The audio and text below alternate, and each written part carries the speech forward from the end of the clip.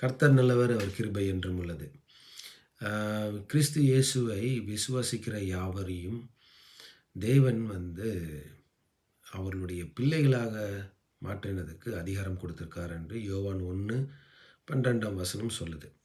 அப்போ நீ இயேசு கிறிஸ்துவை நான் சொந்த ரட்சகராக ஏற்றுக்கிட்டேன்னா அதோட பொருள் என்ன? நீதிமான் அப்படின்னு.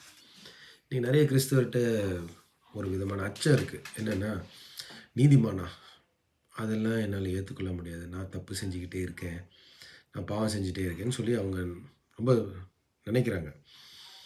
ஒரு விதத்தில் அது கரெக்ட் தான். அவங்க பாவம் செஞ்சிட்டேன்னு அவங்க நினைக்கிறாங்கன்னு சொல்கிறாங்கல்ல, அதை உணர்றாங்கன்னு சொல்கிறாங்கல்ல, அது யார் அவங்களுக்கு சொல்கிறா? யார் அவங்களுக்கு சொல்கிறா? ஆதியாகமம் 3வது அதிகாரத்துலேயும் இது மாதிரி ஒரு சம்பவம் நடந்தது. என்னென்னா, ஆதாமும் ஏவாளும் தப்பு பண்ண உடனே தேவன் அழகாக வராரு.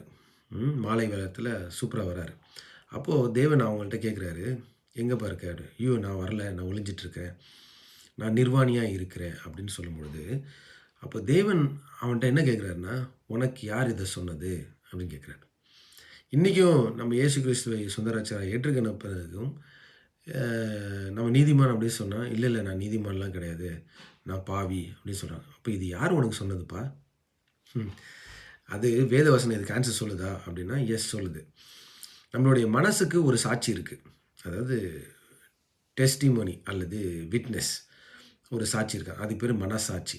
அந்த மனசாட்சி நமக்குள்ளார இருந்து, தம்பி நீ தப்பு பண்ணிட்ட, மடி நீ தப்பு பண்ணிட்ட, நீலாம் ரொம்ப யோக்கியமா, நீ சர்ச்சுக்கெலாம் போகிற, பைபிள்லாம் படிக்கிற, ஆனால் இந்த தப்புலாம் பண்ணியிருக்க, அந்த தப்புலாம் பண்ணியிருக்க அப்படி சொல்லி நமக்கு நினைவு ஊட்டுகிறது யார்?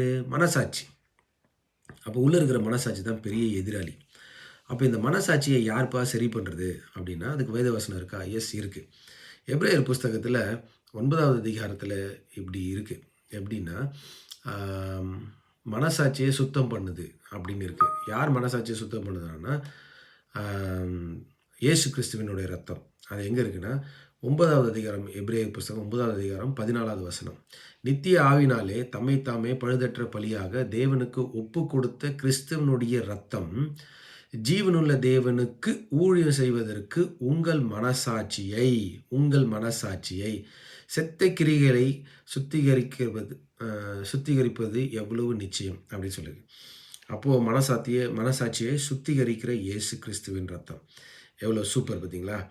ஸோ இயேசு கிறிஸ்துவனுடைய ரத்தம் நம்மளுடைய மனசாட்சியை சுத்தப்படுத்துகிறது. ஆமேன். God bless you.